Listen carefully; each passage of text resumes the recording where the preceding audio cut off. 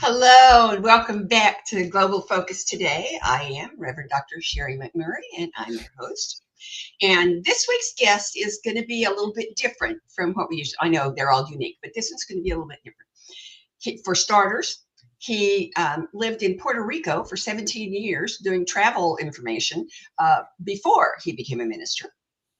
He is a, quote, retired, because that's the only kind of retired there is in ministry, quote, retired ministry, but he still leads a spiritual living circle. And here's my favorite. During COVID, what did he do? Did he stay home and hide? No. He took a van, stripped it down to its skeleton, and turned it into a motorhome. So he can go anywhere he wants to go, anytime he wants to go there.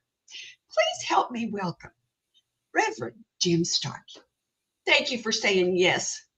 I'm really glad you're here, but I'm going to do things differently than I usually. I just ask a question and let you start talking. But this morning, I received an email from you that I think everybody needs to hear. So if you would just share that insight that you posted on the minister's listserv this morning before we start interviewing. Sure, that's easy. Yeah, and I just want to share an opening quote to that because Kathleen Dowling Singh is kind of a favorite of mine, and this is from, I believe this is from her book. Never mind the name of the book. Anyways, she says, I have those moments. Survival mode is a closed system, not open to all, not open at all. It is infinitesimally contracted from the vastness of being, collapsed into smallness, lost, far from fearlessness or beauty. And then we get into my diatribe and my opening prayer. Many of us seem to have shifted into survival mode since November 5th.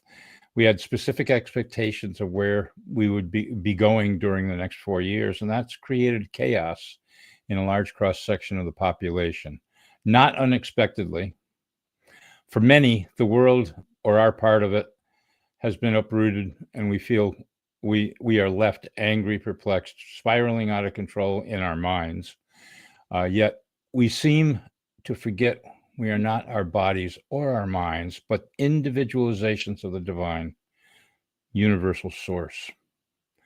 If we wish to remain infinite, we must stay in the moment to see beyond the future we have created in our unforgiving. For it is in forgiveness we grow in love and peace. So as I move into the silence,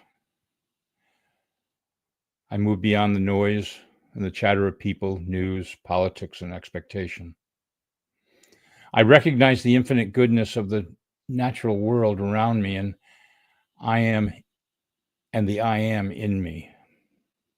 I see this I am all around me in the grass, the leaves, and the billions of godlings everywhere that are ever growing into their own divinity in their own times and on their own paths, knowing they add daily to the tipping point toward love and peace.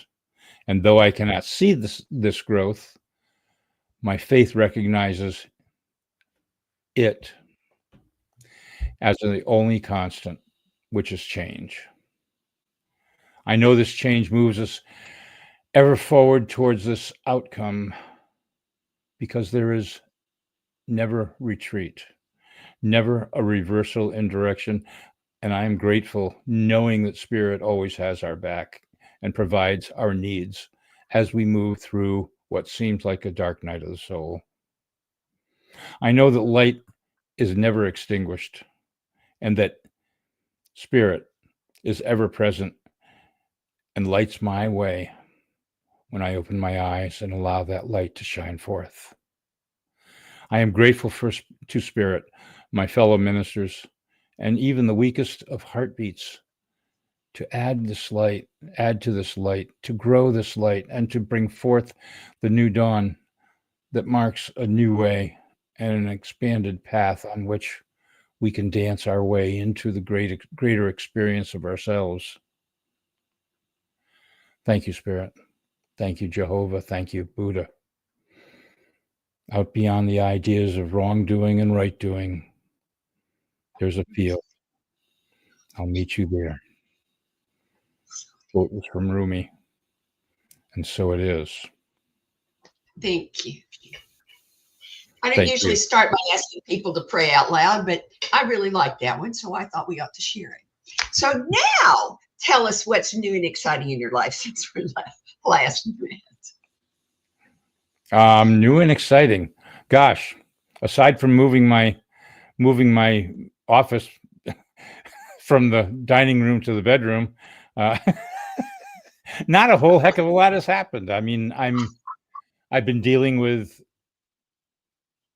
moving back into love, which has been my focus for a very long time, for most of my ministry. Love, joy, peace. And as you well know, with our own meditations and that we have brought forth over the many years that we've been praying together. So I guess just coming back to love, I kind of feel like I lost it for a short period of time. And I'm just trying to get back there. And so is there anything that's particularly being helpful in that endeavor, or any challenge that you're addressing?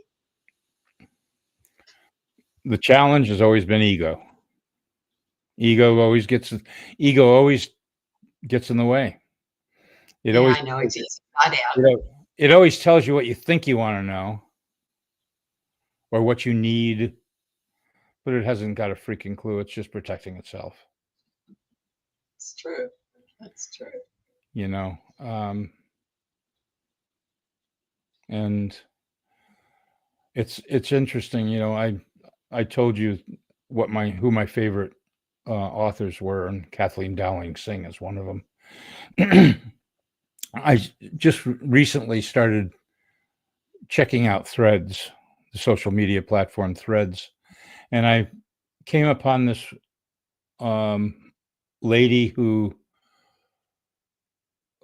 handle is the Koreas, Corrieras, or something like that. And she introduced me to a new poet, Mahmoud Darwish, who I'd never heard of. And Mahmoud has some interesting quotes that she shares. They say that time heals all wounds, but I do not wish to be healed. This love, this longing, is the only proof I have that you were once mine, even if only in a fleeting moment. I can't forget you, not because I have a strong memory, but because I have a heart that never denies those who have settled in it once.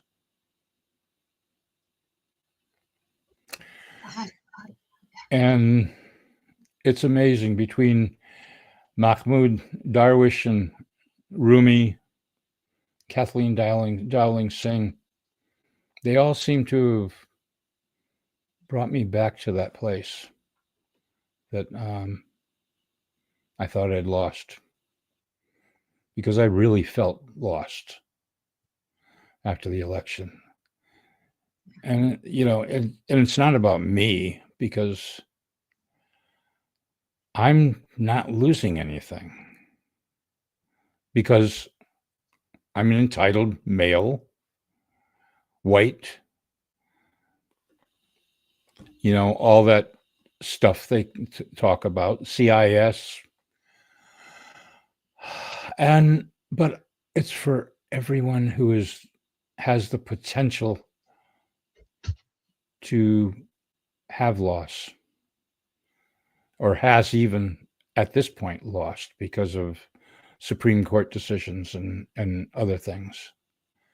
And it really came to a forefront for me when my ex-wife came down to visit and do a bunch of take her name back, basically. So we had a whole bunch of accounts that we had to change over to her name, and because I was on them, I had to be there to either sign off of them or make out new cards for them. And she was very active during the whole election process, and she's still devastated. She's still trying to find that place.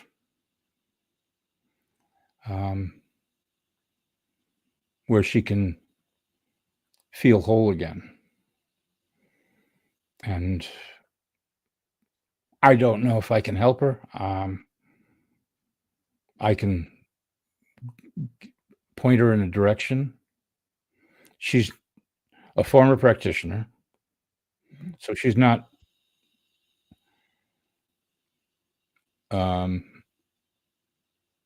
unconscious, but she's kind of moved away from the philosophy. And right now she's just in a place where she's struggling. And I know that there are so many people out there that are struggling. But the thing is, I don't see it as being forever. I don't see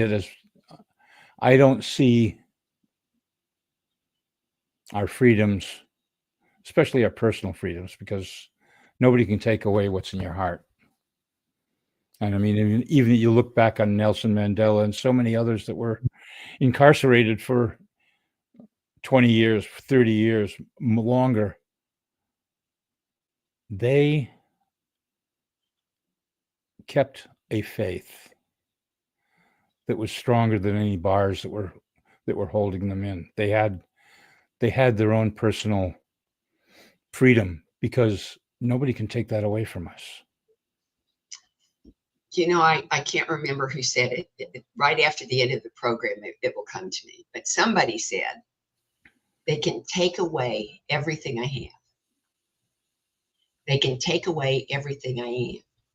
But they cannot take away my love. They cannot make me hate. Yeah. And as long as that is true, as long as no one can make us hate, then we still have a dog in the fight. Yeah. We have choice. We do. And as long as we have choice, we have the freedom. We have freedom to love, to find joy, to find peace in any surroundings. There's another author I would recommend to you. His name is John O'Donoghue, and he's an Irish author. The first book of his I read was called Anam Cara. It means soul friend. That would be a good one for your ex-wife. Yeah. So what are you doing? I understand what you're being, because that's coming through loud and clear, but what are you doing right now? Just what are you doing to keep putting one foot in front of the other? Because that's what you just told us we do, keep putting one foot in front of the other. Well, I have my spiritual living circle online. We have about anywhere from 6 to 8 people in it on any given twice a month. And we're reading a book by Joel Goldsmith. I always say that tongue in cheek, because the only books that he actually wrote was The Infinite Way, and one other one that escapes me right now. Everything else was written by his secretary, put together from tapes of his talks with his clients. And the name of the book is Awakening with Mystical Consciousness. And while I find the text to be dated, because he uses a lot of thous and those, and all the kind of antiquated 50s text and early 60s, but gets lost in his Bible quotes sometimes, I think. But he's so spot on in everything he says, and it's all about the light. It's all about being in the light and staying in the light.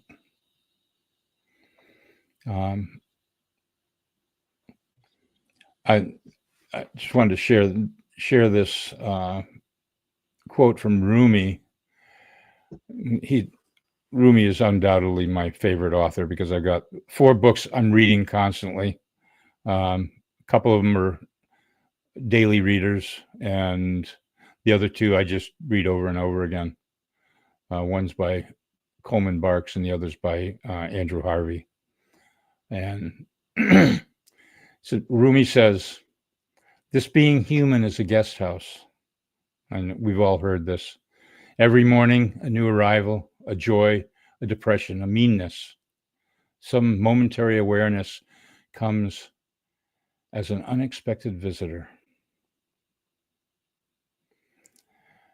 It's interesting because I found that how we react or respond to this statement says a lot about who we are. If we are a guest house, we are in the hospitality industry. And we're going to respond with a smile and a "how can I help you" type of answer, no matter what our disposition is in the moment, no matter whether we're infirmed or whether we're whatever, because that's our industry, is hospitality, and we want to show the joy and expression of love to every client that comes into a guest house. His response in another poem is, "For 60 years, I have been forgetful every minute, but not for a second has this flowing towards me stopped or slowed. I deserve nothing. Today, I recognize that I am the guest the mystics talk about. I play this living music for my host. Everything today is for the host." When you feel your lips becoming infinite and sweet like the moon in the sky, when you feel that spaciousness inside, Shams of Tabriz will be there too. And for those who don't know who Shams is, Shams was purported to be Rumi's lover, or at least his teacher, mentor, etc. Friend. And you go from Rumi to Thich Nhat Hanh, whoever, they're all talking about love.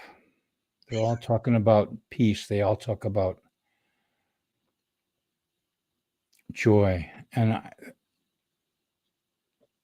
Thich Nhat Hanh's book, The Teachings on Love, he talks about the 4 immeasurables.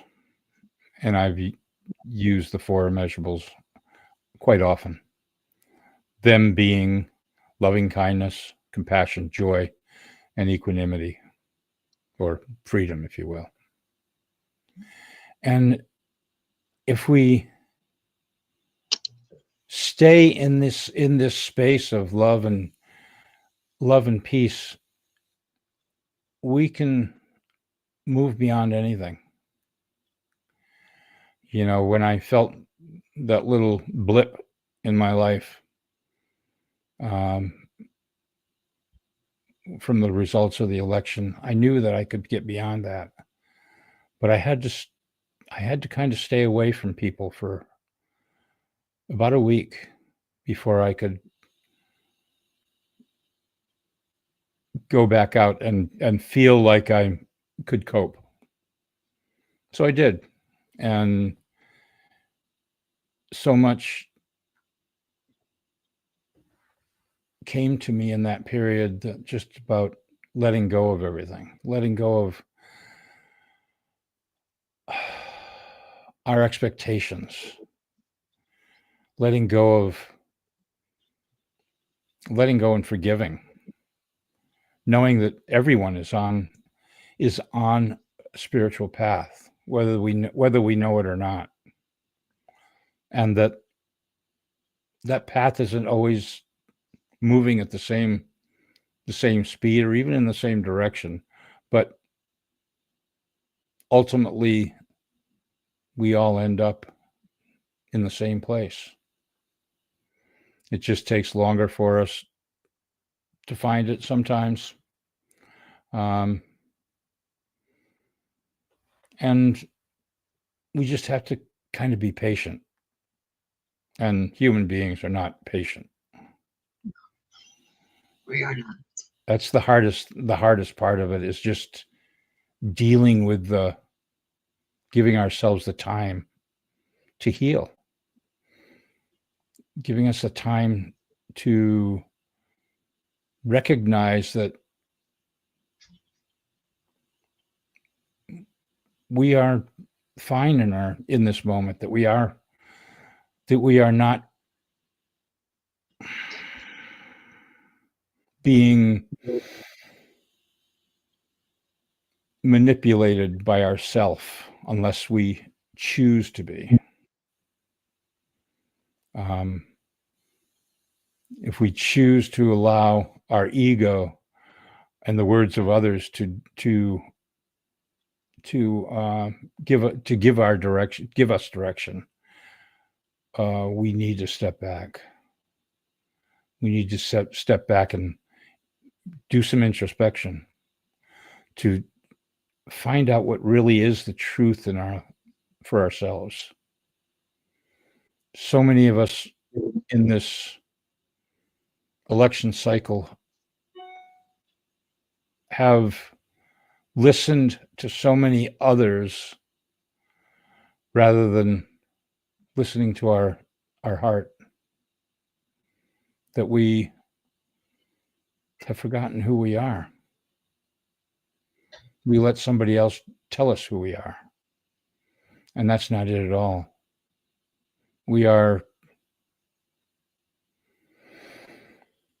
so much more than anyone could ever tell us that we are, and so much less than the spiteful and the hateful will tell us that we are. And unless we can move beyond that space of self-deprecation, of self-hate, we are stuck in the moment.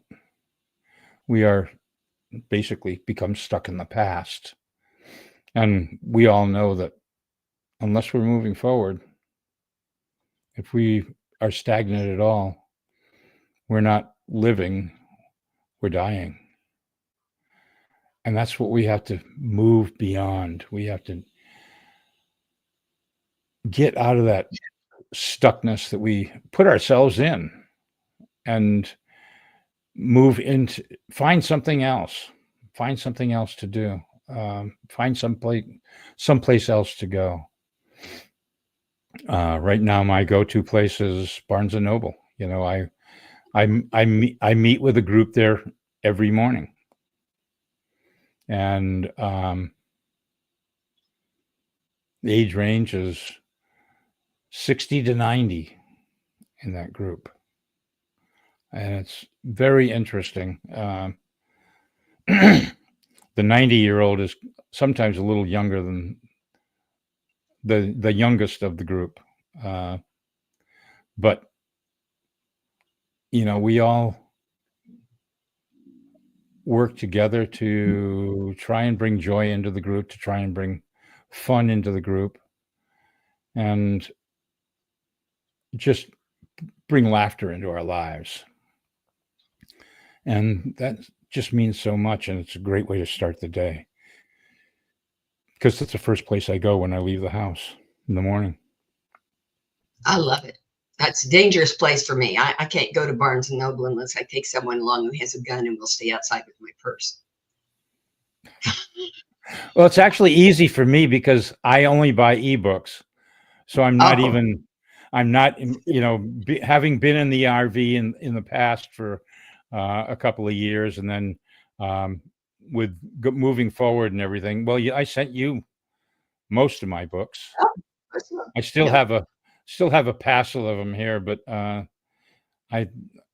not sure what I'm going to do with them. Whether I'm going to pass them on to you or pass them on to someone local. There's a couple of ministers in the area that are doing their own thing, and I'd kind of like to pass them on to them. So, but well, there are 5 questions that I ask every one of my guests, and I can't wait to see what your answers are going to be, because what we've been talking about is so different from what people usually talk about on this show.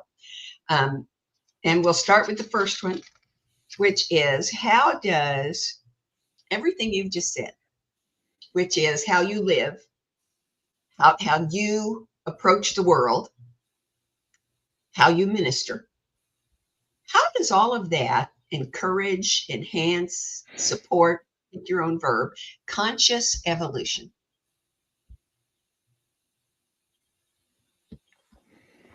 Wow. I don't think you can not evolve consciously if you're introspective. If you look into yourself and you realize that your first thought is ego, your second thought is probably ego, and maybe by the time you get to the fourth or fifth thought, you're starting to get a little closer to the truth. You're starting to get a little closer to your heart center. So it's really, that's what it does for me.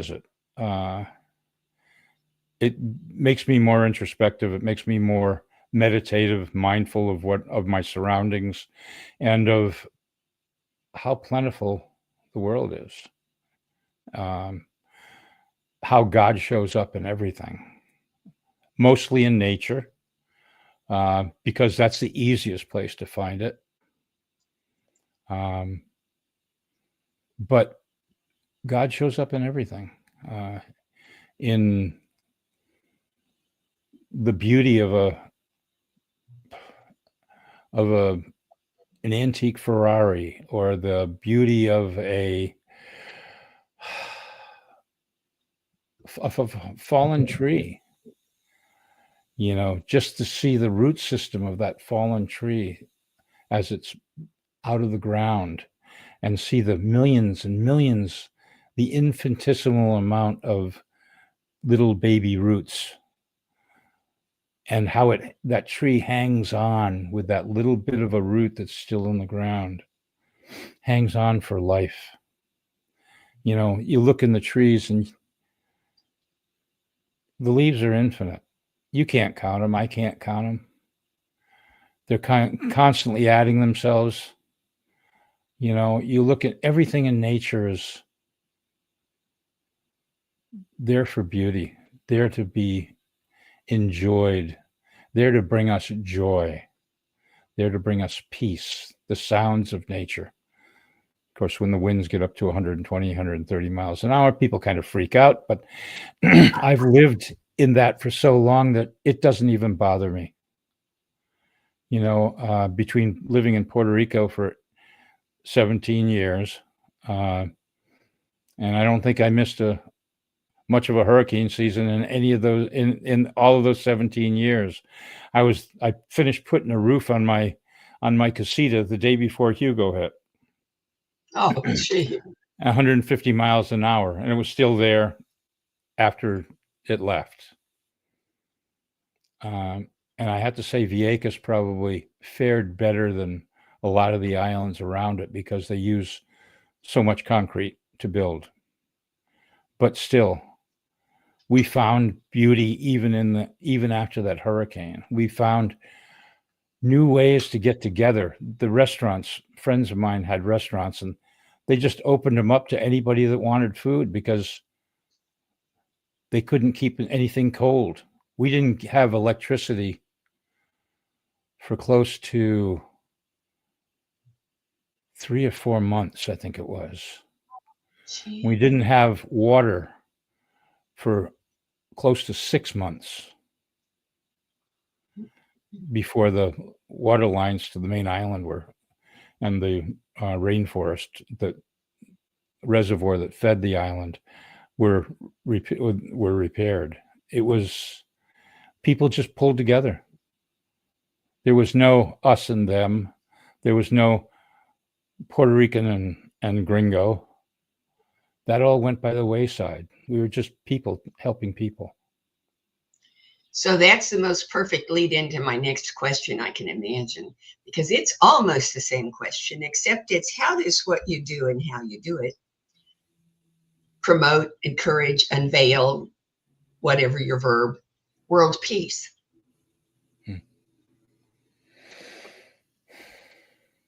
I think the best way the way I promote world peace at this point in time is one person at a time. It's in my conversations with people to try and, if they're in a way that they seem to need help, I'll try and ease their pain. Make their life a little bit easier. And if I can bring joy to one person, that joy is going to be multiplied by them with others. I never had a lot of money, but whatever I can do to help people, even if it's unplugging a drain in their house, that could bring them joy. And I want nothing for it, probably why I didn't make a lot of money, because I did so many, as a carpenter and a contractor, I did so many freebies for people. I just felt good doing it, and they appreciated it. Okay, so here's the next one. Oh, I forgot the first one. The first one is just there. Let me back up and ask you the one I should have asked you first, because I saw the answers coming for the others. But is there anything that you want our viewers to know that is essential or important about you or from you that I haven't asked you about?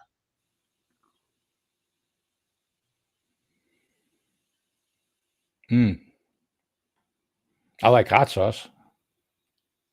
Oh, I forgot to talk about your hot sauce. That was one of the interesting things I was going to talk about.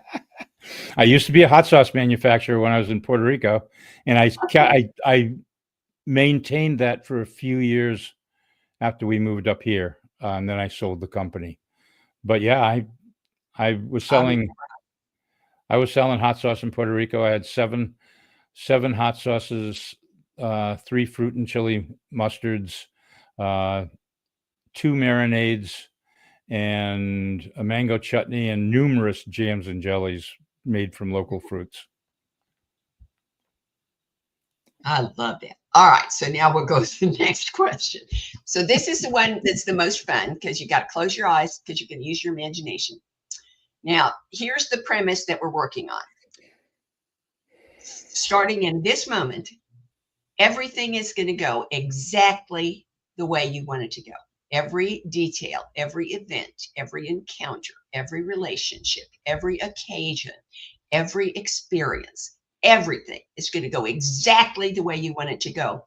10 years from now, what does Reverend Jim and Beyond Spirit Education look like?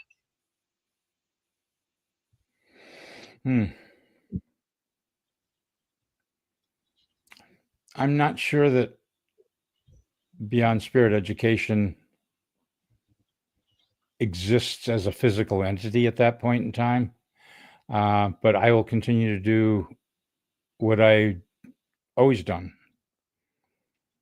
help people,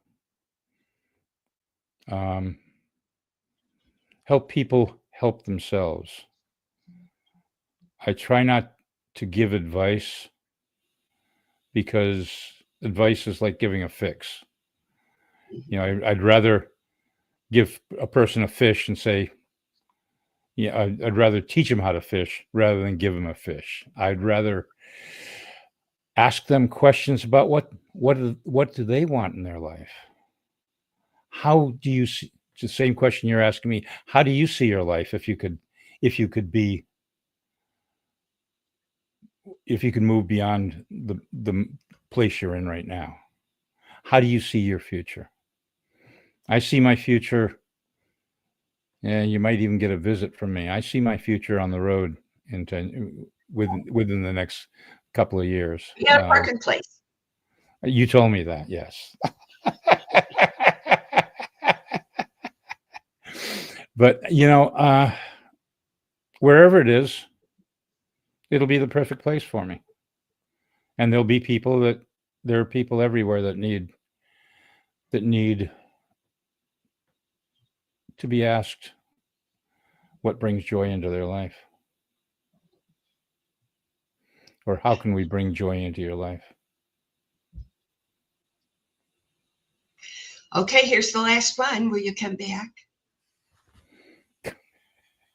My first opening is the 28th of October next year. I will say yes. Thank you. Oh, thank you. Okay, now everybody, I want you to know next week's guest is, again, totally different from anything we've had before. Reverend Kathy Mastroianni, who is the executive director of the Science of Mind Archives and Library, which has just moved to Unity Village, Missouri, and is expanding and doing all kinds of really neat stuff. So she's going to be talking about things nobody's ever heard before, so you don't want to miss it. We'll see you then. Have a great week. Have a wonderful Thanksgiving. And don't forget, I love you. Amazing, amazing, you will do amazing things.